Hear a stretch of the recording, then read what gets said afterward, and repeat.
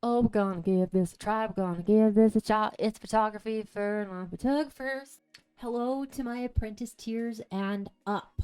Today, we're going to talk about photography for non-photographers. Now, I'm just going to get one thing out of the way right now, and that's the tools of the trade. Guarda me, look at me. The camera does not contribute to the artistry of photography until the mind behind it understands how to use their camera as an intended tool.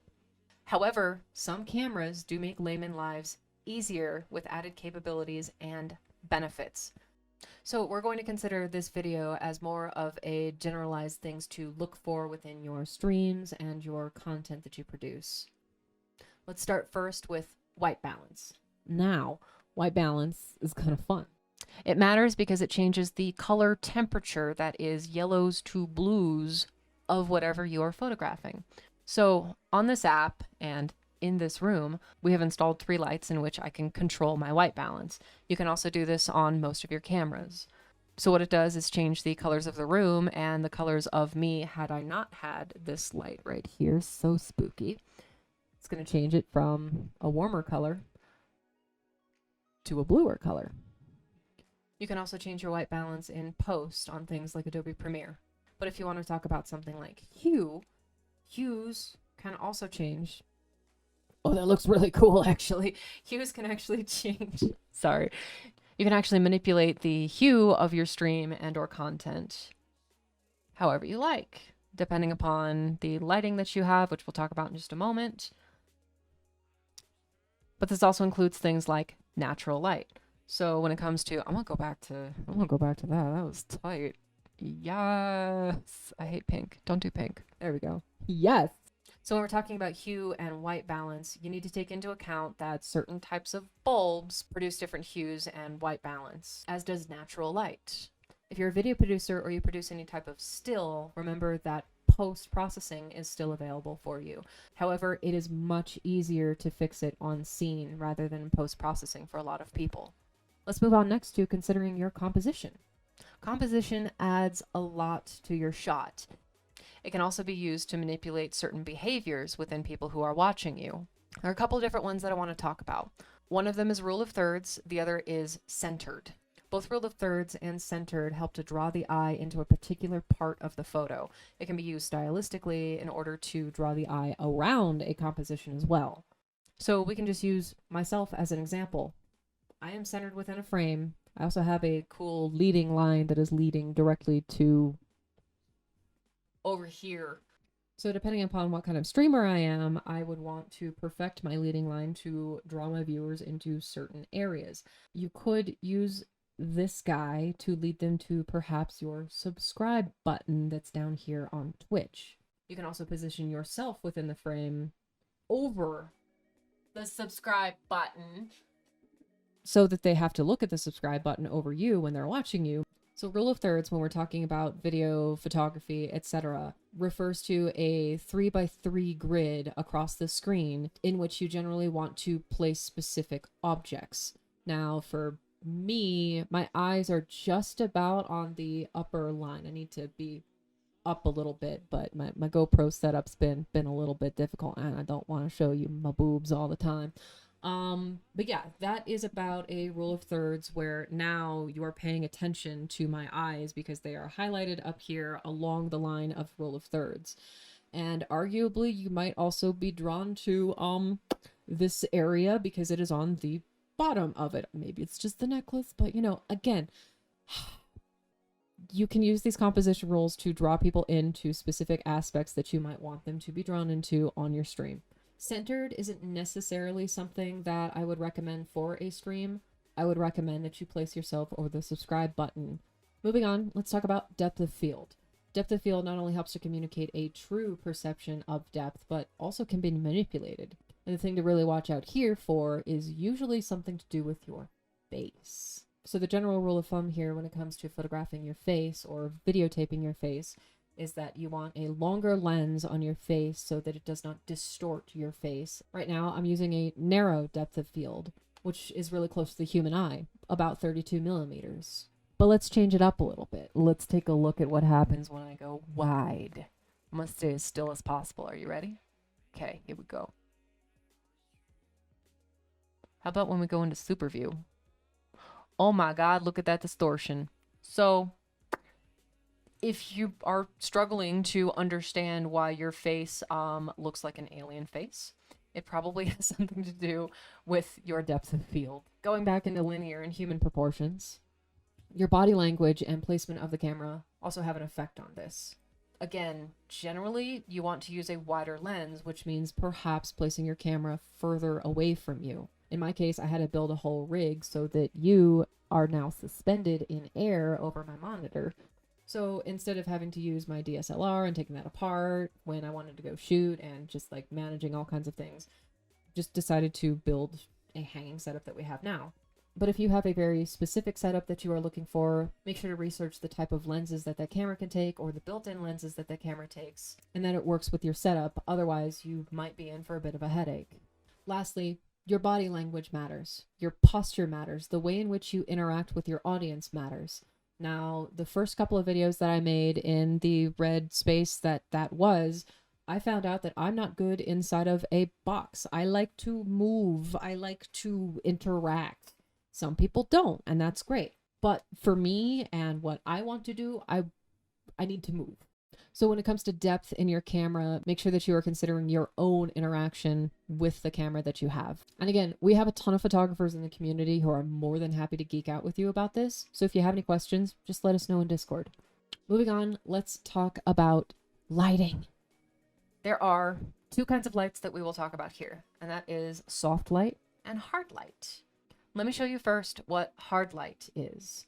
Now, I can't exactly accurately show you what hard light is because I have a diffuser on this light in front of me, but hard light basically just means a very harsh, direct light that is on your subject that isn't usually very flattering. So this would be direct light if it wasn't diffused, but you can still see that the lighting itself is very even across my face, even though it is definitely giving me sleepy eyes. And then conversely, soft light is exactly what you're looking at right now. It's where the light is dispersed all throughout the room, as well as the light that is on the subject. Usually you want to go for soft light. It's much more attractive. You can achieve this look by using diffusers, which are usually just filters that go on top of lights. You can also bounce your light. So if all that you have to work with is a single light that, yes, gives you monster face, literally just consider pointing it at a wall and bouncing that light off of the wall and onto you. Let's see if I can give you an example of that. This is an example of bounced light. So if this amount of light were directly on me, oh my God, that's very harsh, right? Let's say that this is the only type of light that I had available and it didn't have a dimmer on it like it does. I would want to direct it elsewhere to make it a little bit more flattering. You can do this by just bounce it off of a wall, bounce it off of your desk, bounce it off of something, but just make sure that it's bouncing at you, at your subject. I'm praying that my white balance is back now. Let's talk about shadows. So we already know that different types of light are not flattering. Light can be both a godsend and a hindrance to any aesthetic that you're looking for, as well as make it look like you're very, very tired one day.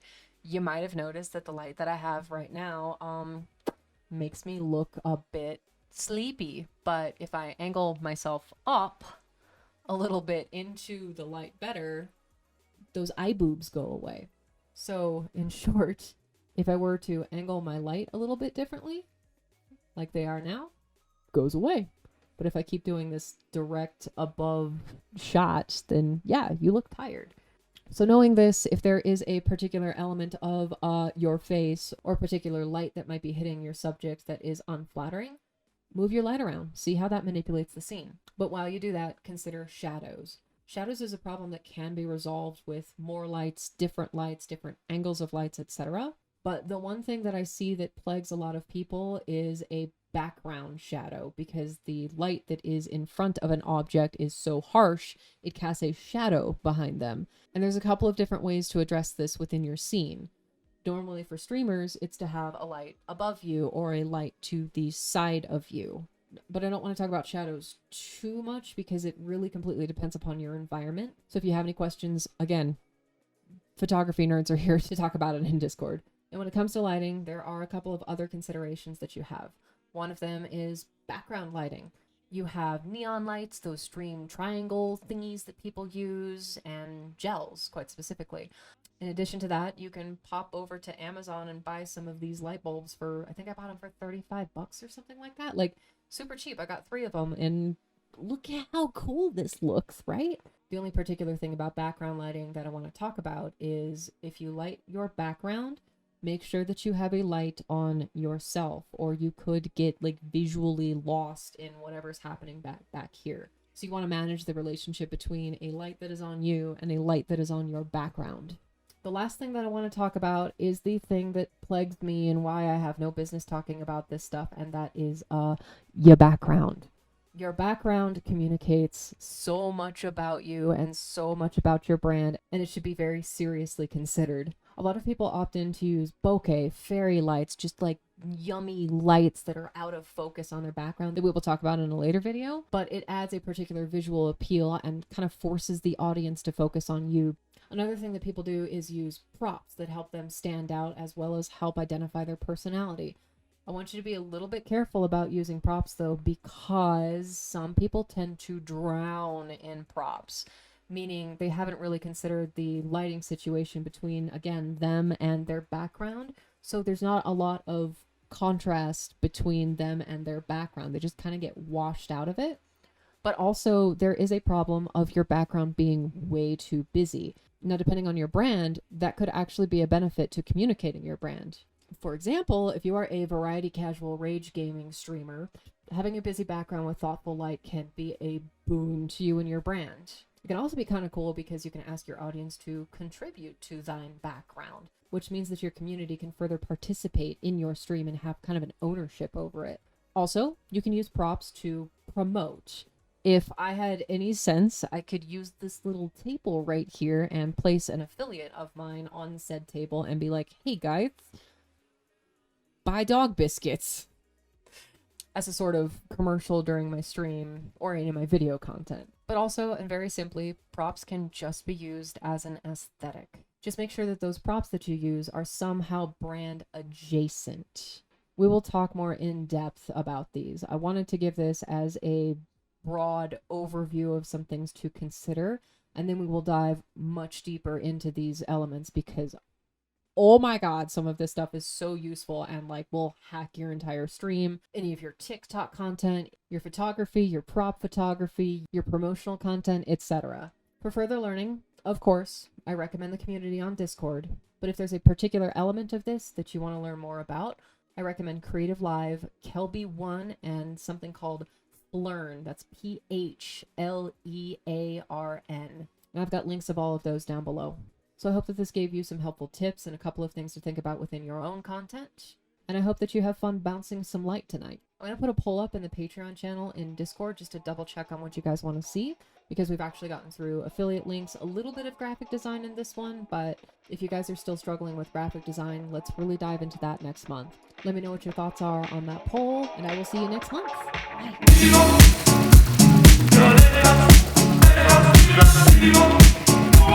Bye.